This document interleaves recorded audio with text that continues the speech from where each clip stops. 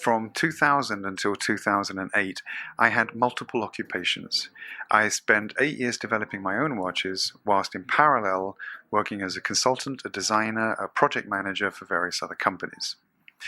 During that period, the amount of work that I did for myself, it very much defined the future for me in relation to Speake-Marin, in relation to my watches. But it was, I would say, it was disorganized.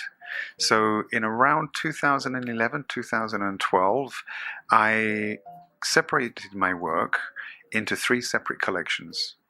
One was called the J-Class, which was very much classical timepieces. It could be everything from a simple 3-handed or single-handed watch with an enamel dial or a lacquered dial or a stepped gold dial, through to a very high-end double tourbillon as the one that you'll see in the film today.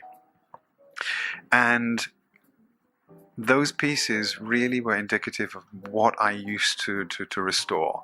The cases were influenced by my first watch, which was a foundation watch, which was the pocket watch. And when I made that watch, that influenced my own aesthetic design. But my own aesthetic design, my own DNA, was in turn influenced through that period in London in the restoration of antique watches.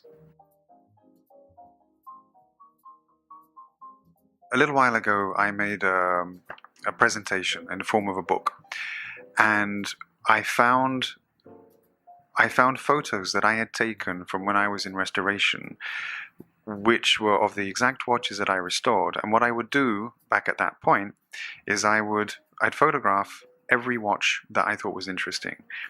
In these pictures, I have examples of the original Navitimer, the original Lindbergh, the original Movado Curvex, the original Rolex Bubble Bag, the original Rolex Prince, the original Cartier Chinoise, the original Cartier Sandoz, the Dunhill lighter watches, early tourbillons, and early Patek Perpetual.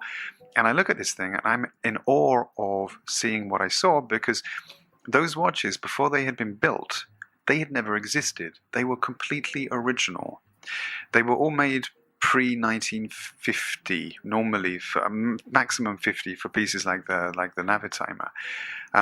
But what I loved about them was that when they were made, they hadn't existed beforehand, therefore they were completely original. Following that period, everything that developed over the next half a century leading up to today, a billion dollar business, was created by that imagination.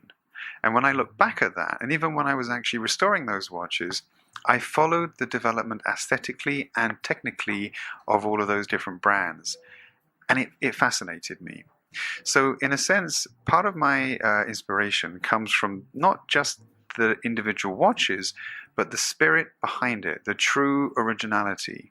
Quite often what I like to do is, if I make a watch, I recreate something that has existed in the past, but I do it the way that I want it to be. And it's that which gives its unique DNA behind it.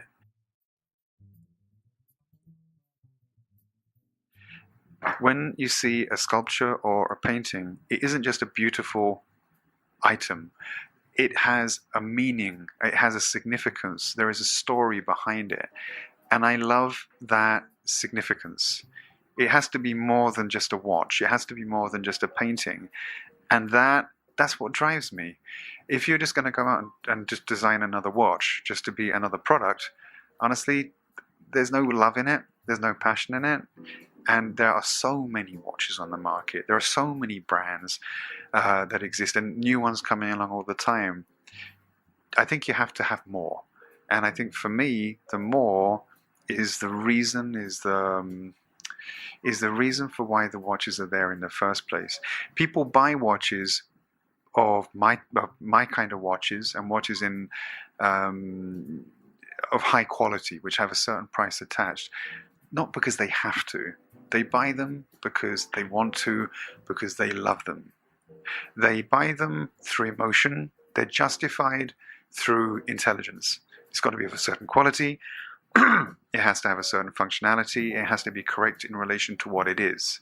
That's the justification. But the desire is the emotion that's behind it. And that's what drives me to make the watches in the first place.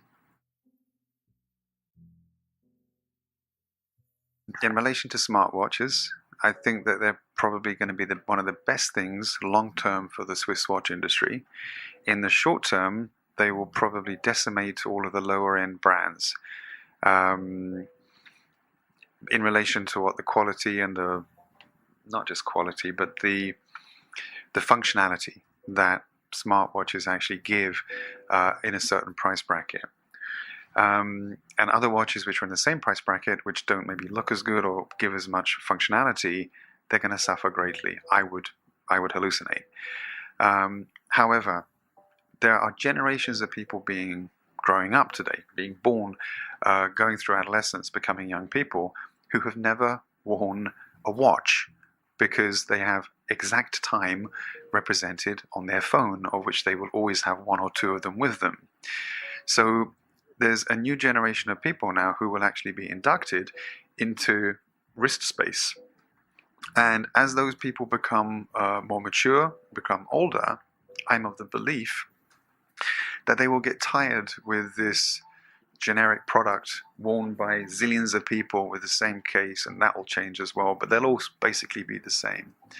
I think people are innately intelligent, and we're not clones, we're not lemmings, and we like to have something which identifies us as being who we are.